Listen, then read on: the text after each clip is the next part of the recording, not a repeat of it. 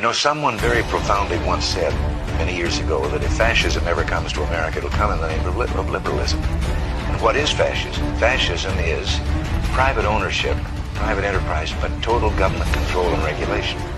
Well, isn't this the liberal philosophy? The conservative, so-called, is the one that says less government, get off my back, get out of my pocket, and let me have more control of my own destiny. I have spent most of my life as a Democrat. I recently have seen fit to follow another course. We're at war with the most dangerous enemy that has ever faced mankind in his long climb from the swamp to the stars. And it's been said if we lose that war, and in so doing lose this way of freedom of ours, history will record with the greatest astonishment that those who had the most to lose did the least to prevent its happening. Well, I think it's time we ask ourselves if we still know the freedoms that were intended for us by the Founding Fathers. Not too long ago, two friends of mine were talking to a Cuban refugee, a businessman who had escaped from Castro.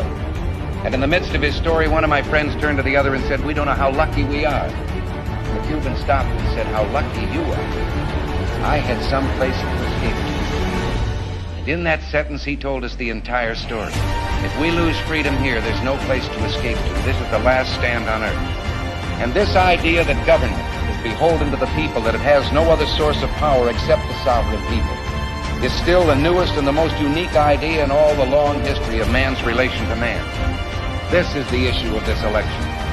Whether we believe in our capacity for self-government or whether we abandon the American Revolution and confess that a little intellectual elite in a far distant capital can plan our lives for us better than we can plan them ourselves.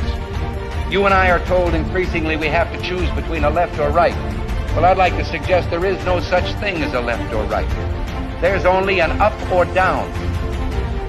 Man's old age dream, the ultimate in individual freedom consistent with law and order, or down to the anti-totalitarianism. And regardless of their sincerity, their humanitarian motives, those who would trade our freedom for security have embarked on this downward course. In this vote harvesting time, they use terms like the Great Society, or as we were told a few days ago by the President, we must accept a greater government activity in the affairs of the people. But they've been a little more explicit in the past, and among themselves, and all of the things I now will quote have appeared in print. These are not Republican accusations. For example, they have voices that say the Cold War will end through our acceptance of a not undemocratic socialism. Another voice says the profit motive has become outmoded. It must be replaced by the incentives of the welfare state. Or our traditional system of individual freedom is incapable of solving the complex problems of the 20th century. Senator Fulbright has said at Stanford University that the Constitution is outmoded. He referred to the President as our moral teacher and our leader. And he says he is hobbled in his task by the restrictions of power imposed on him by this antiquated document.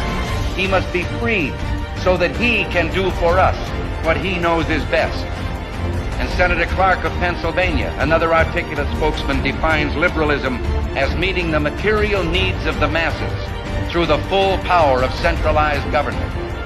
Well, I, for one, resent it when a representative of the people refers to you and me, the free men and women of this country, as the masses. This is a term we haven't applied to ourselves in America. But beyond that, the full power of centralized government, this was the very thing the Founding Fathers sought to minimize. They knew that governments don't control things. A government can't control the economy without controlling people. And they know when a government sets out to do that, it must use force and coercion to achieve its purpose. They also knew, those Founding Fathers, that outside of its legitimate functions, government does nothing as well or as economically as the private sector of the economy. You and I have a rendezvous with destiny. We'll preserve for our children this, the last best hope of man on earth, or we'll sentence them to take the last step into 1,000 years of darkness. We will keep in mind and remember that Barry Goldwater has faith in us. He has faith that you and I have the ability and the dignity and the right to make our own decisions and determine our own destiny. Thank you very much.